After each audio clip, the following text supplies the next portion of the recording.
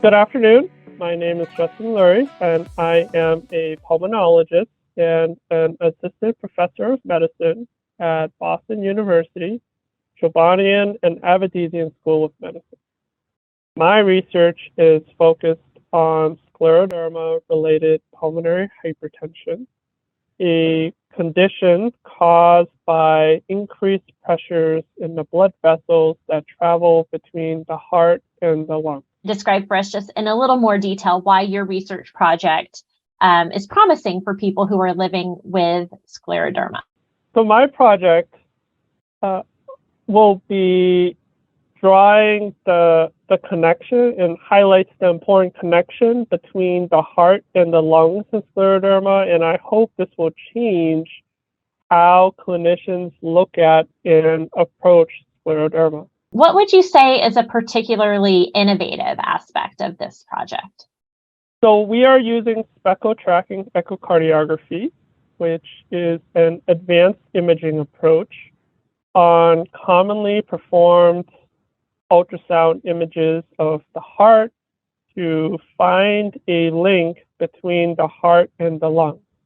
This idea of using this advanced imaging has only been recently explored in scleroderma-related pulmonary hypertension research, particularly looking at the left side of the heart, the side that delivers oxygenated blood throughout the body, as opposed to the right side of the heart that delivers deoxygenated blood back to the lung.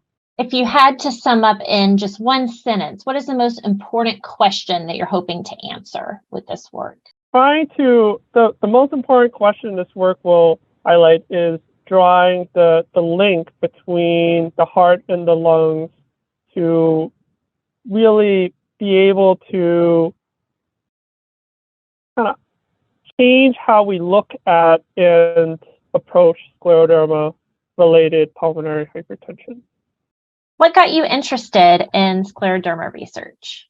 So I've been lucky to have a wonderful research and clinical mentor in Dr. Elizabeth Klings.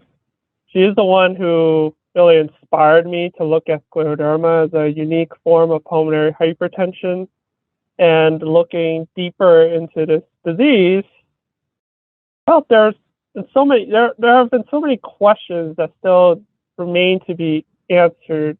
And I hope to be able to build a foundation for changing how we approach pulmonary hypertension related to scleroderma in the future. That is a perfect lead up to my next question of what do you see yourself working on 10 years from now? 10 years from now, I see myself one day mentoring my own team of physicians and scientists who will be making a difference in the treatment of scleroderma. At least that would be the dream, at least. What would you consider the biggest issues in scleroderma research today? I think the biggest issues in scleroderma research is recognizing that there are so many different ways that scleroderma can present. It's not just a one size fits all or one kind of disease that everyone has. It's a heterogeneous disease of many shapes and forms, and it can be challenging for us to fully understand it if we just think of it as one simple disease. And scleroderma being a heterogeneous disease, it's almost like a double-edged sword, right? Because it's so diverse, the research in this field has really blossomed, and that's very promising. There are so many amazing and diverse investigators studying it from various angles, backgrounds, perspectives, and expertise. You're flowing so great with my questions. My next question is actually, what do you think are some of the most promising directions? I think the most promising direction is just because it's a disease that affects so many different organ systems and different ways that it presents itself. I think it has really engaged a lot of people from various backgrounds and really looking at it from various different angles and perspectives. Yeah, I think bringing in all those different disciplines, right? So it's not just kind of rheumatology or immunology looking at it anymore, which is really exciting. What do you feel has been the impact of your research to date? That's a very good question.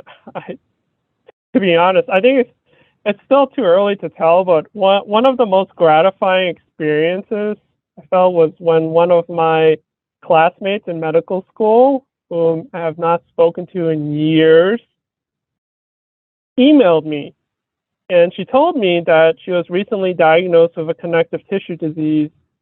And she told me she read my work. And she told me to keep doing what I was doing because she felt I was making a difference. That's incredible. How did that make you feel? That was great. Great feeling.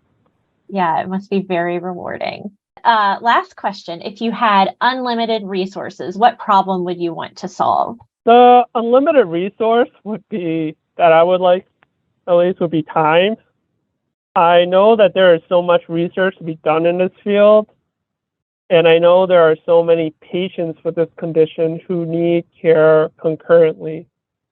And there's also such a bright future for the many leaders in this field, or aspiring leaders in this field. I wish I could care for patients with scleroderma and continue research in this area while mentoring the next generation of physicians and scientists. I hope you enjoyed learning more about the important work being supported through our peer-reviewed research grants program. We're incredibly grateful to our team of investigators for the work they do to discover the cause, understand the mechanism, and overcome scleroderma forever.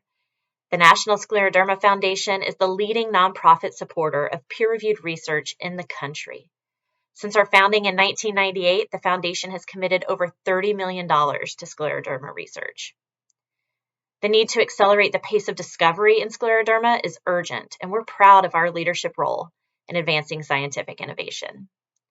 Our program prioritizes scientific merit and provides funding for both early career and established investigators.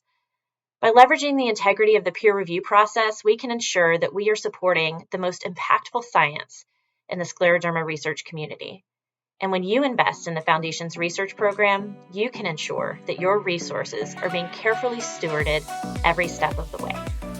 Thank you for your support of our research programs, and thank you to our investigators for making a difference in the lives of people living with scleroderma.